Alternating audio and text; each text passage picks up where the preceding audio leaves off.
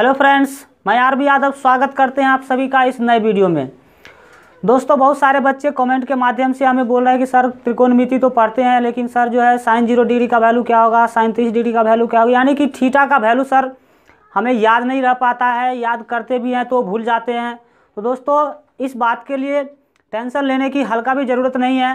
दोस्तों, आज हम इस वीडियो में ये बात करने वाले हैं कि आप किस तरह से हम लोग को जो है सिंपल से सिंपल मेथड से है ना सभी त्रिकोणमितीय अनुपात के लिए थीटा का वैल्यू, जैसे साइन 0 डिग्री है, साइन 30 डिग्री है, चाहे 90 डिग्री है, सभी का जो है वैल्यू आसान से आसान मेथड से क्या हो सके, याद रह सके। दोस्तों, बहुत सारे बच्चे कहते हैं कि सर हम रटते हैं लेकिन फिर भी भूल जाते हैं। है भी, ये जो चीज़ है रटने की कोई ये चीज़ ही नहीं है, और रट करके इसको याद भी रखा नहीं जा सकता है, क्योंकि क्या है कि 3-4 वैल्यू ही पूरे टेबल में जो है रन करती है। तो बच्चे बहुत सारे कन्फ्यूजन में चले जाते हैं, है ना, रट भी लेते हैं तो उसको जो है पता नहीं चल पाता है कि जो है फिर वो कन्फ्यूजन में चले जाते हैं, क्योंकि रिपीट होता है। यहाँ जो 3-4 वैल्यू है वही 3-4 वैल्यू पूरे टेबल में रिपीट करता है। चलिए दोस्तों, आज हम लोग देखने वाले इसमें कि किस तरह से जो है कौन सा तरीका अपनाया जाए ताकि ये जो थीटा का जो वैल्यू है ना, इस यहाँ पर तो आपको बस 3-4 वैल्यू ही याद रखना है। 0 डिग्री का याद रखना है, 30 डिग्री का याद रखना है, उसके बाद 45 डिग्री, 60 डिग्री और 90 डिग्री, इतना का ही आपको जो है 10th के लिए आपको याद करने की ज़रूरत है। तो देखते हैं कि आज जो है वो कौन सा आसान तरीका है जिस तरीका से आप क्या कर सकते हैं, थीटा के सभी वैल्यू को आप याद रख सकते हैं। तो चलिए दोस्तों, वीडियो को लास्ट तक ज़रूर देखें, क्योंकि एक बहुत ही अच्छा सा बात करने वाले हैं जो आपको 5 मिनट में पूरा याद करवा देगा, पूरा का पूरा टेबल। तो चलिए दोस्तों, देखते हैं कि आज जो है हम लोग का आज का जो टॉपिक है वो क्या है। दोस्तों, जैसा कि आप देख रहे हैं, यानी थीटा यानी कि 0 डिग्री, 30 डिग्री, 45 डिग्री, 60 डिग्री और 90 डिग्री का मान याद करने का सबसे आसान तरीका। ये तरीका अगर आप दोस्त अपनाते हैं तो आप आसानी से इस टेबल को पूरा क्या कर सकते हैं, आप आसानी से याद रख सकते हैं। बच्चे कहते हैं कि सर जो है इतना जो बड़ा टेबल है, कन्फ्यूजन में हम चले जाते हैं, याद नहीं रख पाते हैं। चलिए, पूरे जो है याद करने की ज़रूरत भी नहीं। जैसा कि हम लिख दिए यहाँ पर थीटा का मान, इधर थीटा का वैल्यू है 30 डिग्री, 0 डिग्री, 30 डिग्री, 45 और 60, 90 डिग्री। इधर आपका त्रिकोणमितीय अनुपात सभी लिखा हुआ है 6। आपको बता दें कि टोटल त्रिकोणमितीय अनुपात जो होते हैं वो 6 होते हैं, और 6 त्रिकोणमितीय अनुपात आपका जो है सारणी में हम लिख दिए हैं। अब करना क्या है कि 6 के मानों को रटना नहीं है। जो आपका साइन है, कॉस है, टेन है, कॉसेक है, सेक है, कॉट है, 6 के मान को हम आपको रटने के लिए नहीं कहते हैं। लेकिन क्या है, अगर आप चाहते हैं है ना कि ये पूरा का पूरा टेबल मुझे याद रहे, एनी टाइम याद रहे, तो कम से कम एक जो साइन थीटा है, साइन 0 डिग्री से लेकर के साइन 90 डिग्री तक के मान को कम से कम आपको क्या करना होगा, याद करना होगा। तो देखते हैं कि साइन 0 डिग्री का वैल्यू क्या होता है।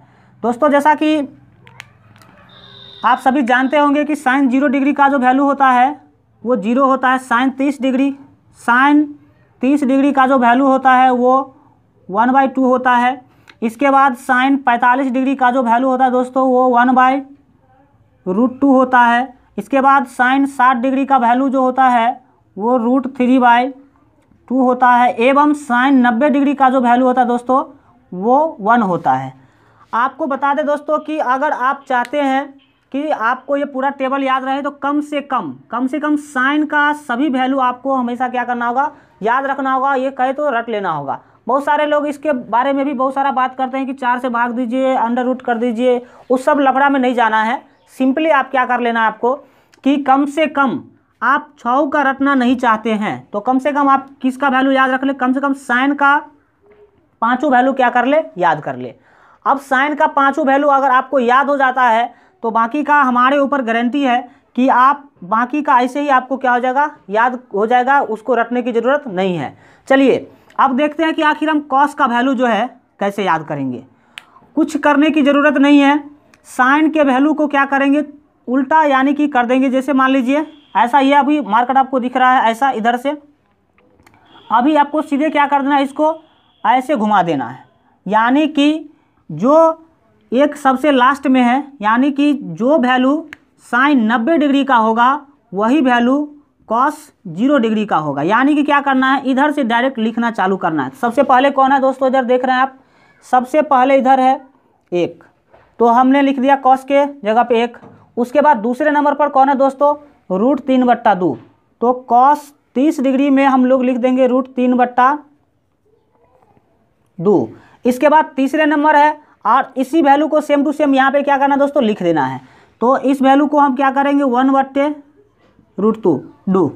इसके बाद हम आएंगे यहाँ, और इसको कहाँ लिखना है, इसके आगे 1/2, और इसको हमको लिख देना है यहाँ। इस तरह से हमारा, अगर आपको साइन का याद रहेगा सर, तो इससे हमें क्या फ़ायदा होगा, बस आप एग्ज़ाम में जाएंगे, यहाँ से कम आपका जो है 5 से 7 मार्क का क्वेश्चन प्रत्येक बार एग्जाम में रहता है, सब्जेक्टिव और ऑब्जेक्टिव दोनों मिला करके।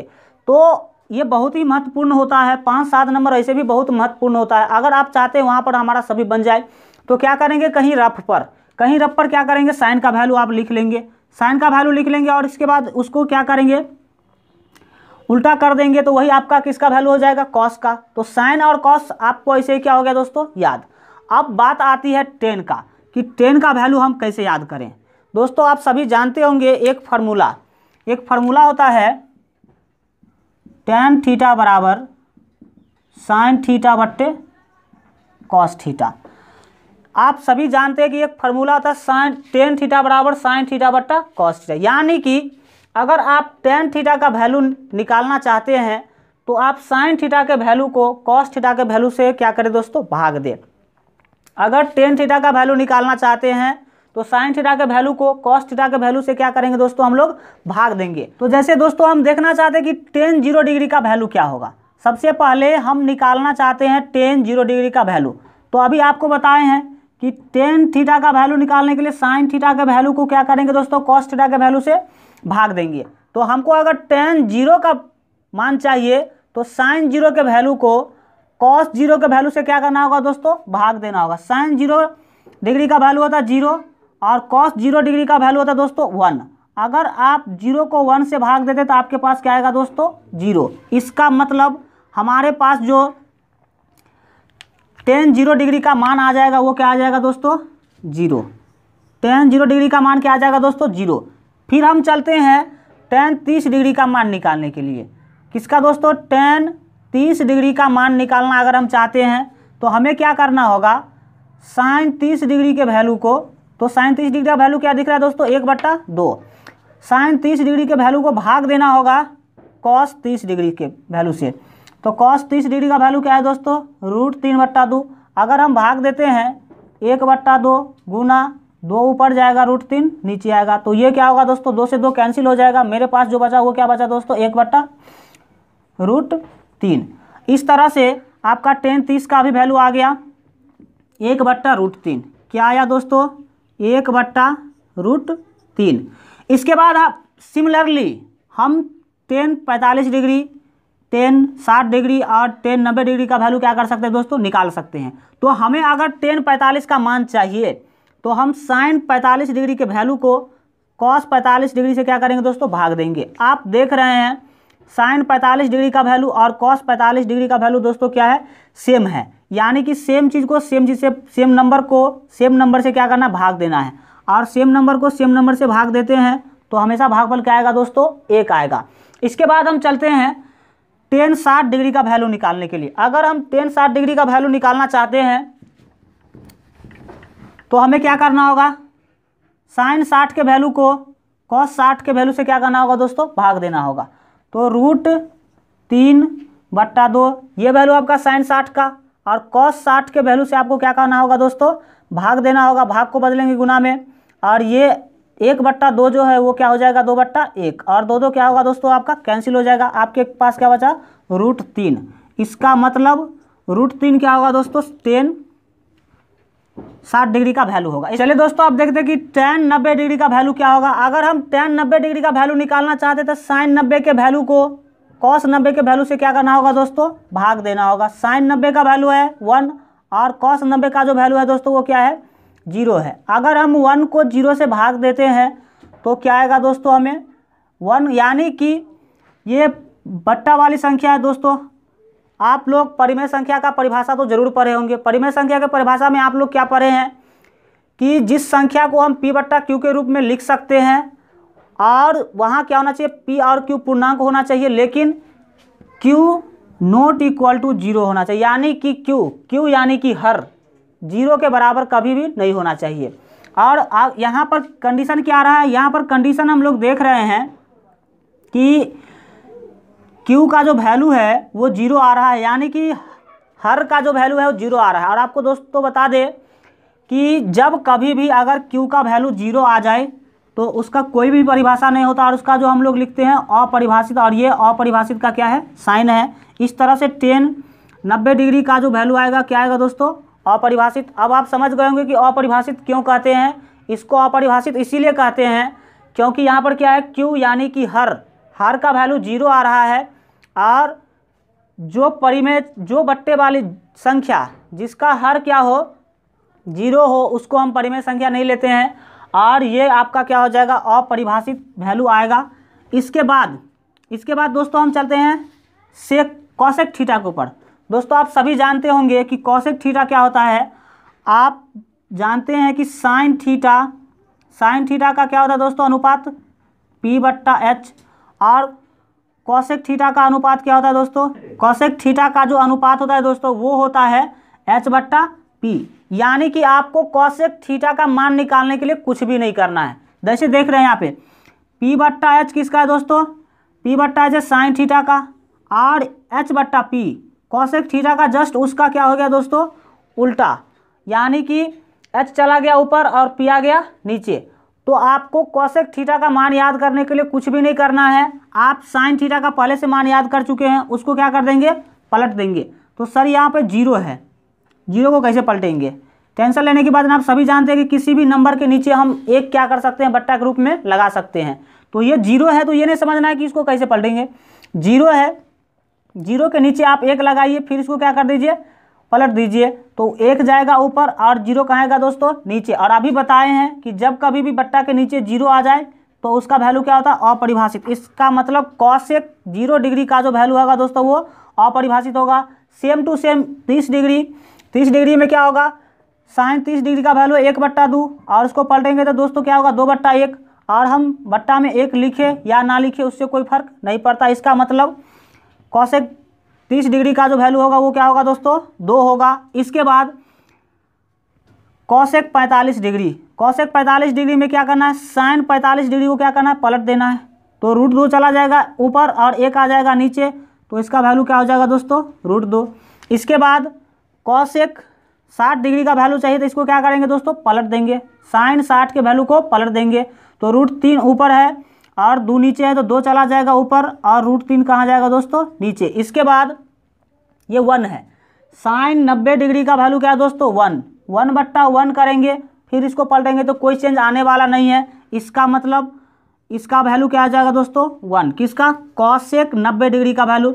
अब सेम टू सेम आप क्या कर सकते हैं, सेक का भी निकाल सकते हैं और कॉट का भी निकाल सकते हैं। सेक थीटा जो होता है दोस्तों, सेक थीटा वो जो है वो कॉस का क्या होता है दोस्तों, उल्टा होता है। कॉस को क्या करेंगे, आप पलटेंगे तो क्या आएगा आपके पास दोस्तों, सेक थीटा। यहाँ कॉस 0 डिग्री का दोस्तों जो हम देख रहे हैं वैल्यू 1 है, और 1 को अगर हम पलटते हैं तो हमारा जो है सेक थीटा 0 डिग्री का भी वैल्यू क्या आएगा दोस्तों, 1। इसके बाद सेक अगर 30 डिग्री का वैल्यू निकालना है तो कॉस 30 डिग्री के वैल्यू को क्या करना होगा दोस्तों, पलटना होगा। तो कॉस 30 डिग्री का वैल्यू √3/2 है, तो 2 चला जाएगा आपका ऊपर और √3 आ जाएगा नीचे।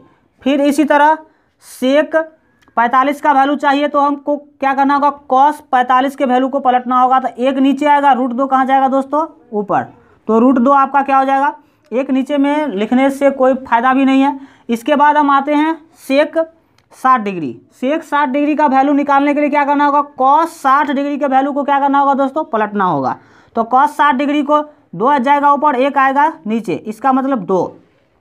इसके बाद दोस्तों सेक 90 डिग्री का वैल्यू अगर हमको चाहिए तो कॉस 90 डिग्री के वैल्यू को क्या करना होगा दोस्तों, पलटना होगा। कॉस 90 का जो वैल्यू यहाँ पे हमको दिख रहा है वो दिख रहा है 0, और 0 को हम 0/1 लिख सकते हैं। अगर इसको पलटते हैं तो 1 जाएगा ऊपर और 0 आएगा नीचे। इसका मतलब, और अभी बताए हैं 0 अगर नीचे में आ जाता तो उसका वैल्यू क्या था दोस्तों, अपरिभाषित। इसका मतलब सेक 90 डिग्री का वैल्यू भी क्या आएगा दोस्तों, अपरिभाषित आएगा। इसके बाद कॉट का आपको बता दें कि कॉट जो होता है वो टेन का उल्टा होता है। अगर कॉट टेन का उल्टा होता है तो आप देख सकते हैं कि अगर कॉट 0 डिग्री का वैल्यू चाहिए तो टेन 0 डिग्री का वैल्यू क्या करेंगे दोस्तों, हम उल्टा करेंगे। तो टेन 0 का वैल्यू है 0, आज 0/1 करेंगे, इसको अगर हम पलटेंगे तो 1 जाएगा ऊपर और 0 आएगा नीचे। तो 1/0 का वैल्यू क्या आएगा मेरे पास दोस्तों, अपरिभाषित। इसके बाद √3 जाएगा ऊपर और 1 आ जाएगा नीचे, तो √3 गया ऊपर, 1 नीचे लिखने की कोई ज़रूरत नहीं है। इसके बाद है दोस्तों आपका 1045 जो है 1 है, और 1 को आप पलटेंगे फिर भी क्या आएगा दोस्तों, 1 ही आएगा। इसके बाद जो आपका 1060 डिग्री है उसका वैल्यू है दोस्तों √3 यानी कि √3/1।